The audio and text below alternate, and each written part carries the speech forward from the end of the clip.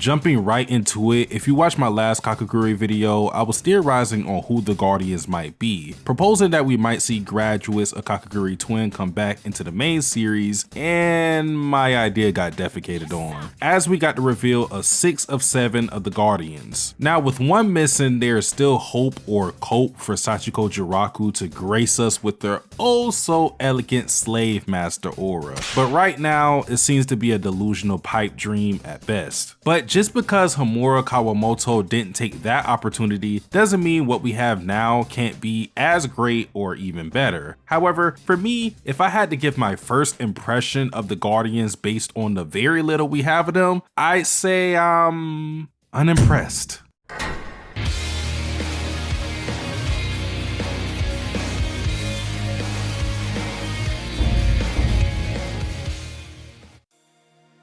Initially, we were told the Guardian Society consisted of Hyakawa Academy alumni. This gave room for my theory that the 7 on the cruise could be Kakegurui twin characters, but that idea was dashed when we learned in chapter 111 that the Guardians are specifically made up of Hyakawa Academy valedictorians, and valedictorians in Hyakawa Academy are the best gamblers in one's respective class. Now, I'm not fuming just because my theory didn't come into fruition, but because of what I'm about to talk about next. The Guardians are not true valedictorians of Hyakawa Academy. Given the title of valedictorian, you'd think that we'd be dealing with some of the best gamblers of Hyakawa Academy, but that isn't exactly the case. We come to learn that the title of valedictorian is so coveted that families literally pass it down their bloodline. This is why Yu Kurokiri, for example, can be labeled the first valedictorian of Hyakawa Academy while not being 100+ years old. The concept itself is ridiculous since valedictorians are supposed to be based on one's self-merit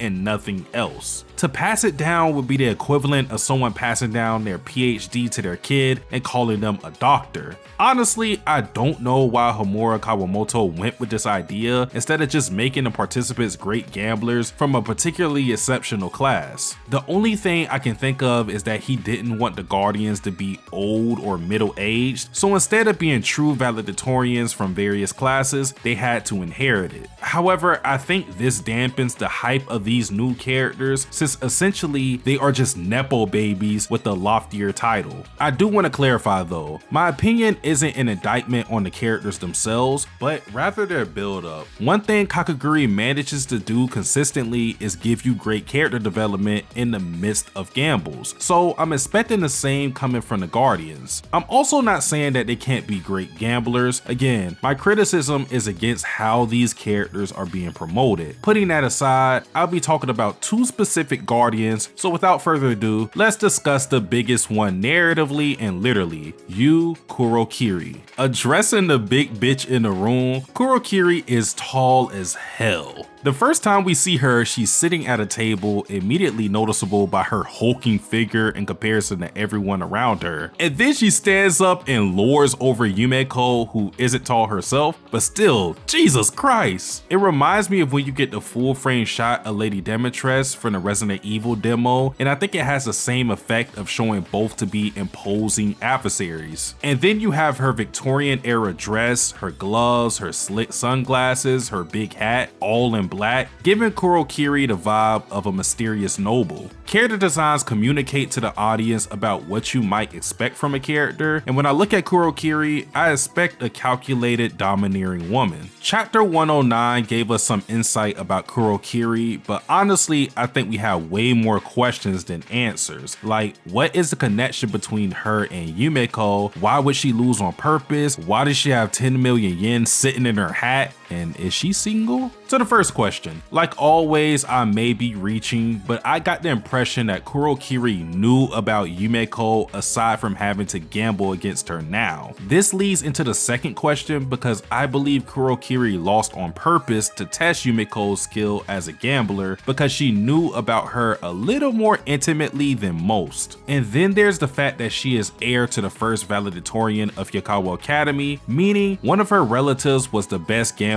in their respective class. And considering who the Jabamis are, I believe that maybe maybe there was a rivalry between the families way back when. Given that the Jabamis are the gambling branch of the Momobamis, I do think it's possible for there to be a history between the Jabamis and Kurokiris that dates back to the class in which Hikawa Academy was founded. That's just my little theory, since I don't think it's a coincidence that the one inheriting the first valedictorian title met up with Yumeko specifically. I am definitely excited to see what we get from Kurokiri later, but now let's get to the one I'm not excited about. This bitch. Kinu Shinobazu is the reason why sometimes it's okay to judge a book by its cover, cause she doesn't just look like a thug, she is one. From the piercings to the bandana to her delinquent school outfit to her natural scowl, everything about Kinu's appearance screams, I am a future criminal. And she has already committed the most egregious crime known to humanity, laying a hand on my sweet psychopath Yumeko. Cutting right to the chase, Kinu forces Yumeko in what I can only imagine is a red gamble through intimidation tactics. Now this tells us one thing off rip.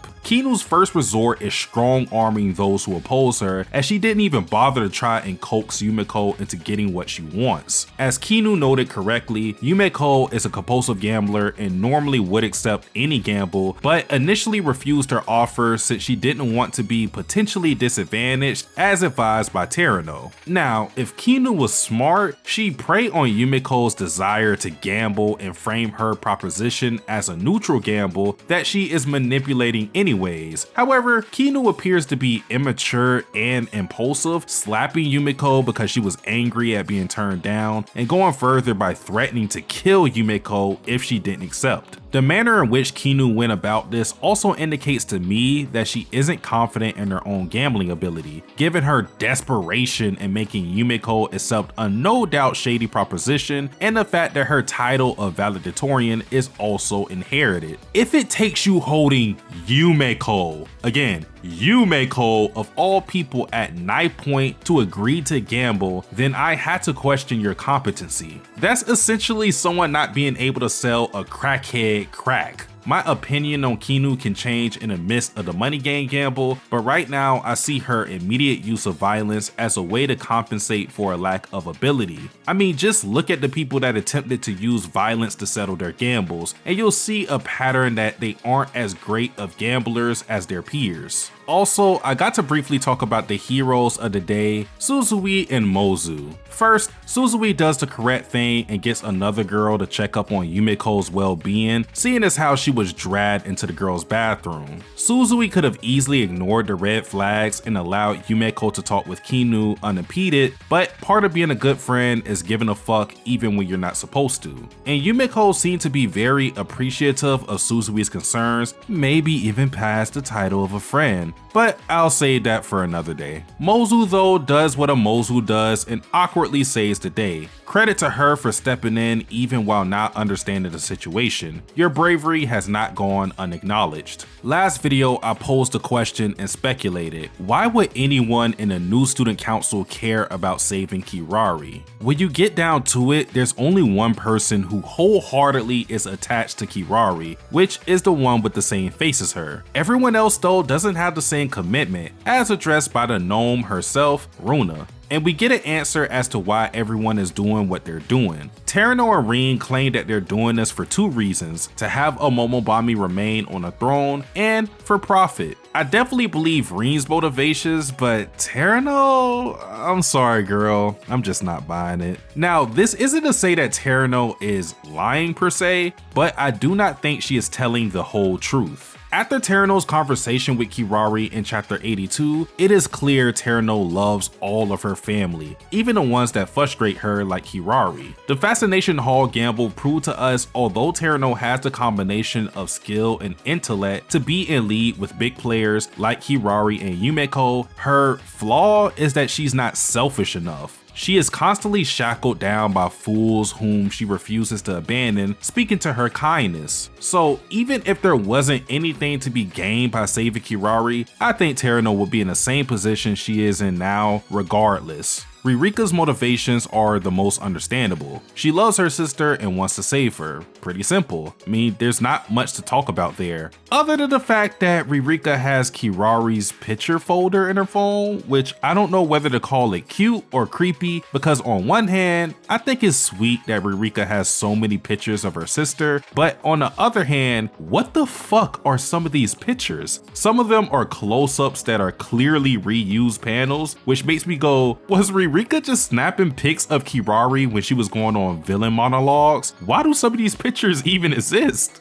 As for Manyuta's motivations, I was pretty much spot on with what I said last video. For him, saving Kirari is more about protecting the person she represents rather than the person she is. All Manyuta is concerned about is the symbol of Kirari's authority as student council president because it's something he still strives for. Mozu and Runa's answers are weird, or better stated, inconclusive. Saying it's all about luck doesn't explain Mozu's agency or drive to save Kirari other than her possibly feeling indebted that she was chosen to be in the council in the first place. But then again, she was made a house pet by the system the council put in place, so that's still odd. Runa's neutrality answer was predictable, but it doesn't go in depth about what that means exactly. One would think being neutral in this situation would be to do nothing at all, but maybe it's like what I said last video. Maybe Runa believes she has to tip the scales in the council's favor to make the situation balanced or neutral. Again, she doesn't go into detail on her neutrality, so I'm left speculating.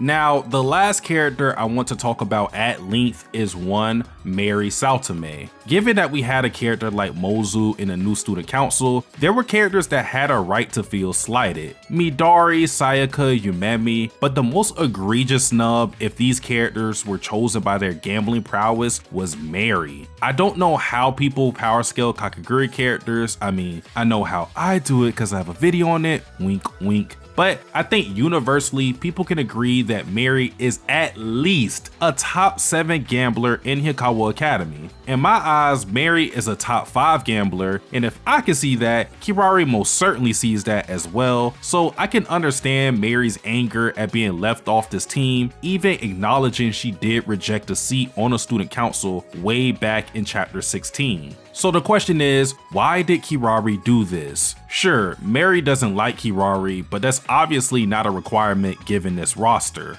And although Mozu is an anomaly, gambling prowess does seem to be a priority in the new student council, with high rollers like Terano, Rin, Runa, and Yumeko filling in seats. So again, what's keeping Mary from getting an invite? If I had to guess, I think Mary being left off this team wasn't an oversight on Kirari. It was intentional. I won't claim to understand the step-by-step mind process of Kirari, but this is a woman that knows Mary and, more importantly, knows how to manipulate people. I do not think it's far-fetched to believe that Kirari is playing on Mary's pride to possibly fuel her for a future event. Mary is at her absolute best when she feels like she's the underdog. If you read Kakegurui Twin, you know this very well. So maybe there's a threat unknown to us that Mary may handle in a crucial moment, being energized by Kirari's snub. After all, that 7th gambler in the Guardians is still unknown to us. And if it's Sachiko, then all of this will really start to make more sense. Finally, I want to say it's generally nice to see in these batch of chapters, characters, specifically Yumeko, get some downtime and enjoy life instead of risking their well-being on cards. Kakegurui might be set in a school, but it's easy to forget that when no one does any normal school activities. I dare someone to show me a teacher in the manga or anyone other than Sayaka doing schoolwork, because Hikawa Academy is a glorified casino with high school uniforms. Thus, it's refreshing to see characters in a slice of life setting, with Yumeko abusing the shit out of the cruise's 24/7 restaurant, or Runa teasing Manyuta and Itsuki about their love life. In general, I think it's funny how everyone can see Itsuki and Manyuta are an item except for them themselves.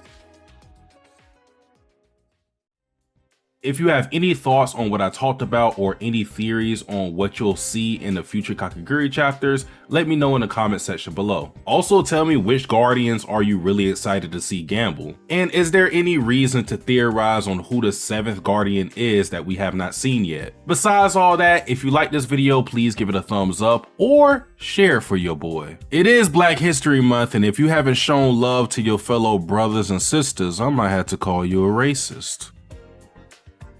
Seriously speaking though, I appreciate everybody who watched up to this point. I am Satsuki the Savage, and I am out.